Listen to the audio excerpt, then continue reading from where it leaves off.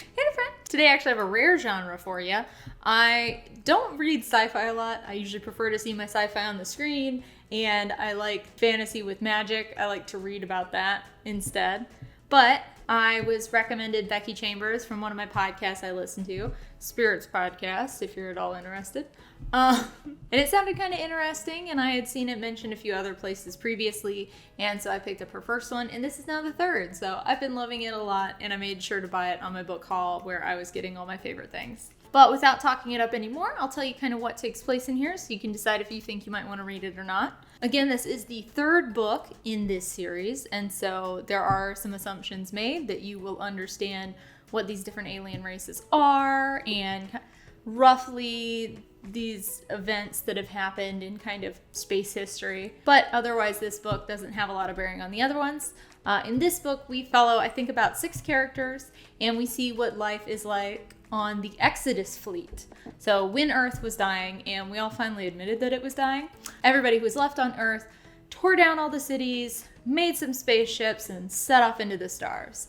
And they had to be on those spaceships for a very long time. There were generations that grew up never having put feet on a planet. And then us Earthlings stumbled upon the GC, the Galactic Commons, and were kind of brought into the fold, but that's almost ancient history whenever we hit the stride in this book here. And so the real kind of puzzler that a lot of people have is, why are people still living on these ships when you could live on a planet?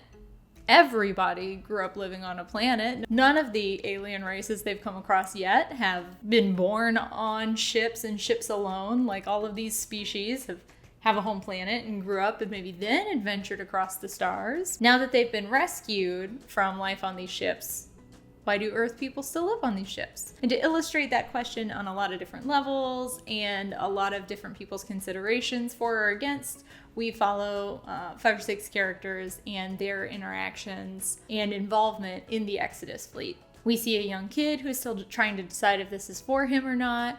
We see a mom who's trying to take care of her kid in this environment and kind of the pros and cons that go along with that. We also see some people in like leadership roles. We see an archivist whose main job it is to keep history, keep it organized so people can come back and look at it and make new history with their naming day events and funerals and stuff like that. And speaking of funerals, another one of the characters is what they call a caretaker. It's kind of like a mortician like we have now, except since they're in space and you can't just put bodies in the ground as easily, there are different things that go with it. For a sci-fi space adventure with alien tech and new worlds, there's a lot of human examination throughout this book. So as I mentioned in the simple summary, we follow a lot of different characters, and that does mean that we swap narration a couple times. It's always still told in the same style, being a third person past tense, and each chapter has the name of who we're following at the top, so all of that helps a lot. But we do have a few sections that are a little different. That's always done in correspondence. One of the characters is writing an academic paper, and so she is writing notes that are meant to be read, and so we'll sometimes say you, since she knows she has an audience. She's kind of speaking more directly at them, as in, you might think this, or you might be asking this. Whereas a lot of the other correspondence that we see that are essentially like emails are like, I did this and I'm feeling this. We have a little bit of perspective changing, but those sections aren't done very often, and the correspondence parts are very well defined. It can be a little bit more difficult to follow the points of view in this book than perhaps others. So I would say it's at the very least intermediate.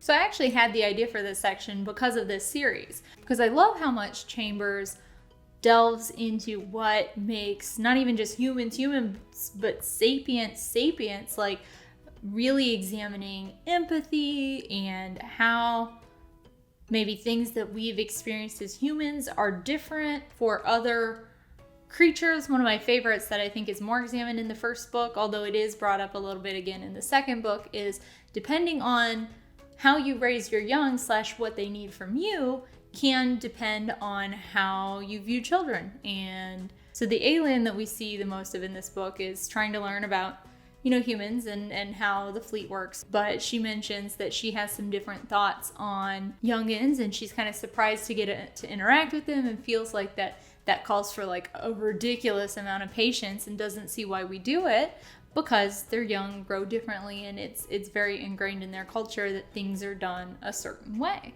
So even though a lot of the themes that we see are more easily applicable to our everyday life, kind of trying to put yourself in somebody else's shoes or seeing the struggles they're going through or these difficult decisions that they have to make, some of them could be decisions we might have to make, like the young fella, how he has to decide, does he want to get out just because he wants to get out, he hasn't found anything that he likes and he thinks it's going to be different elsewhere?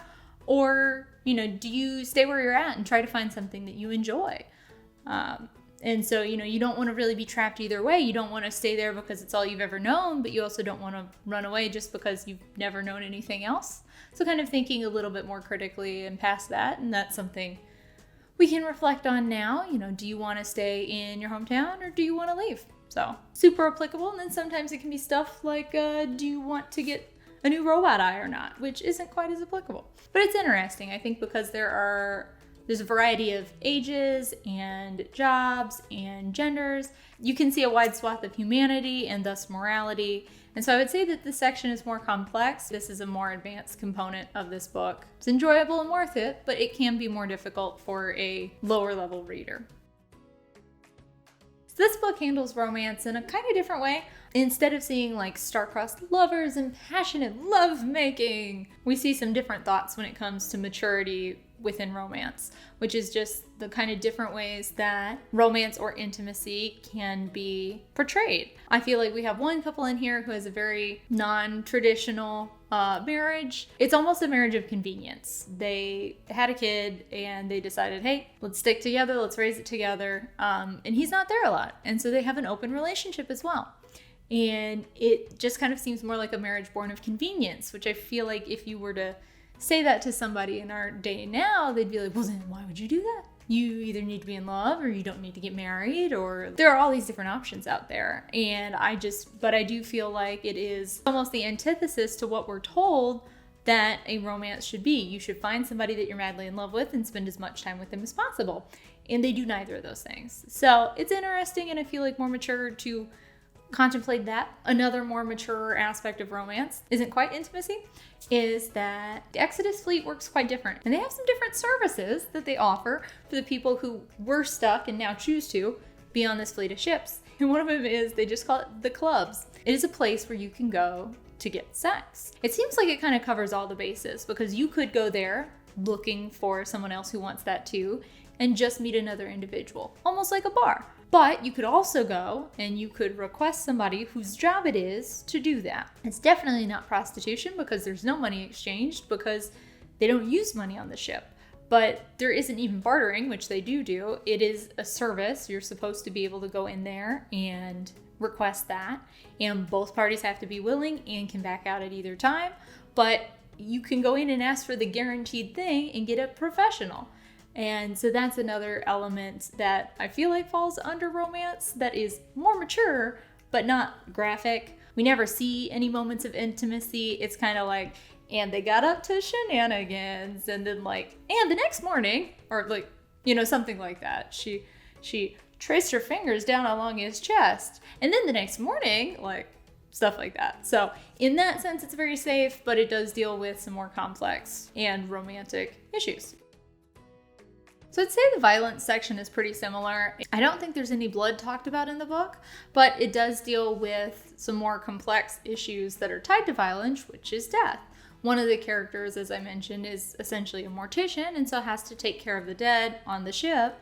And so she's talking about death and life and death quite a lot, thinking about kind of how the two connect. And there is kind of a turning point in the book where somebody dies. The way that they died isn't talked about that much and isn't described in that much detail. Instead, the focus is more around, why did they die? Nobody has died this way on the fleet, probably ever. And so what does this mean? What does this mean for the fleet and how things are going? And it's a turning point for a lot of those people that were following on the ship. Is, well, I don't like the kind of societal reactions to what happened. So am I going to change this, or am I going to leave? How's the best way for me to react, either for me or for me and my family, or something like that. So again, it's not gory, but it is kind of more complex and kind of falls under the heading of violence. I read a lot of her Wayfarer series. I don't know if she writes anything else, but I really love it. I feel like she does a great job setting up interesting universe with just enough details in it to keep you intrigued and keep you asking for more. And she does a great job examining morality. And I just really enjoy that. A lot of the books that I choose to read are very squarely young adult and sometimes don't get that deep. And that's okay most of the time, but every now and then you want to be pushed to think just a little bit harder and examine life, the universe, and everything. And I feel like these books really help me do that. And so I enjoy that a lot. And they're still done in like an interesting way. I'm not just sitting down and reading an essay about human interactions. But yeah, I think that's in essence what makes these good books, is that the universe, literally, is very interesting and has just enough detail but not too much to overload you. And her writing is really provocative. You think a lot about morality and how we treat each other. And that happened in the first book when we had a crew on a ship who's supposed to work together. That happened again when we had a robot trying to find her place. And that happened again when we followed 5 seemingly random people and how their lives might have overlapped and how they all reacted to the events that happened in the book. So that's my review of A Spaceborn Few by Becky Chambers. The too long didn't read, as it's definitely worth reading. I believe there's something in here for everybody. The same can be said for the first and second book in the series. I would, however, caution though, the book does get a little deep. So I would say that it would be easier to appreciate this book if you were on the more mature side. And it's not that the reading it is too difficult that a younger person couldn't appreciate it, but you kind of at least need the ability to put yourself in somebody else's shoes and think about what somebody else's plight might be. Because this book does a lot of that. But I love these books, and I was overjoyed to see that she had written a 4th one. I knew that I had this one to look forward to, and I kind of thought I had finished the series, but I'm really glad to see that she's written a 4th one. And I wouldn't be surprised, and definitely wouldn't be mad, if she kept writing books in this style, still something within this universe to examine morality or space technology, stuff like that, but it doesn't always have to be the same cast and crew. And so we can go back to them if ever, she wants, or we can just keep picking new people. There's a whole universe out there. Anyway, I really hope that you decide to pick up this series. Again, I think it's absolutely great. Definitely one of my favorites. And I just want to thank you so much for stopping by and watching my video today. I really appreciate it. Every little bit of support helps. And yeah, I just hope that you enjoy your day, and I get to see you in the next one. Bye for now.